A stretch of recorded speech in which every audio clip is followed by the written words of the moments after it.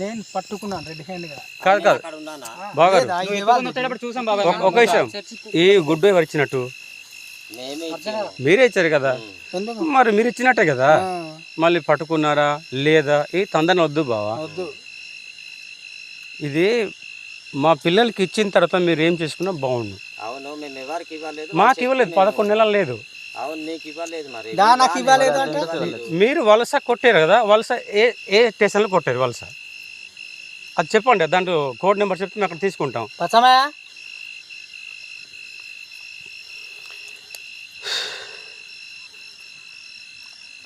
అధికారులకు, సేవకులకు, నాయకులకు, గ్రామ పెద్దలకు నమస్కారం. మరి ఇక్కడ 1, 2, 3, 4, 5 అట్టల గుడ్లు ప్రతిసారి ఉన్నాయి.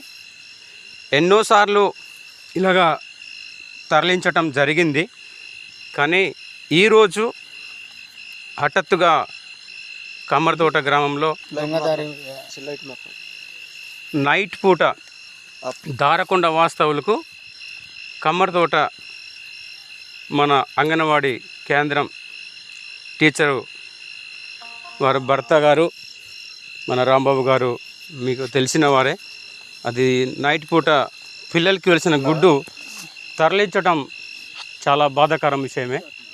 ఇంకా ఎన్ని రోజుల్లో జరిగిందో తెలియదు. మరి ఇలాగ పిల్లలందరూ కూడా పట్టుకున్నారు.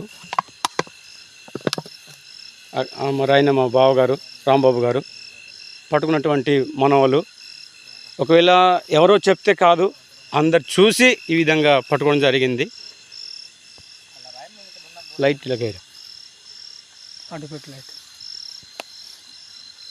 ఇది గుడ్లు చూడండి, ఇలాగా చాలా మంది ఇక్కడ పట్టుకోవడం జరిగింది. మరి దీనికి సమాధానం ఎవరు చెప్తారనేది మీరే డిసైడ్ చేయాల్సిందిగా మనం చేస్తున్నాం. ఇదిగోండి తారీఖు 16 ఈరోజు 16 అండి. రోజు మంగళవారం అండి. కమ్మరితోట అంగన్వాడీ సెంటర్లో నుండి గుడ్లు తరలిస్తున్న సమయంలో మన రెడ్డి జయంత్ గారు మేడం గారు ఆ గుడ్లు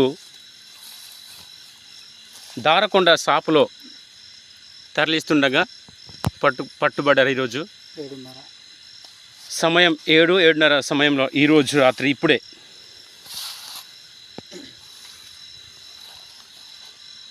మరి అంగన్వాడీ జయంతి టీచర్ అమ్మ గారు ఆయనకు అడిగితే ఇలానే మేము చేస్తున్నాము, మరి ఈరోజు దొరికిపోయాము, క్షమించండి అనడం జరుగుతుంది. పిల్లల యొక్క గుడ్లు అడ్డదారిలో ఇలా చేయటం ఎలా క్షమించగలమండి? అధికారులుగా మీరు కూడా కొంచెం ఆలోచించి పిల్లలకు న్యాయం చేయాల్సిందిగా మనవి చేస్తున్నాను. థ్యాంక్ యూ అండి.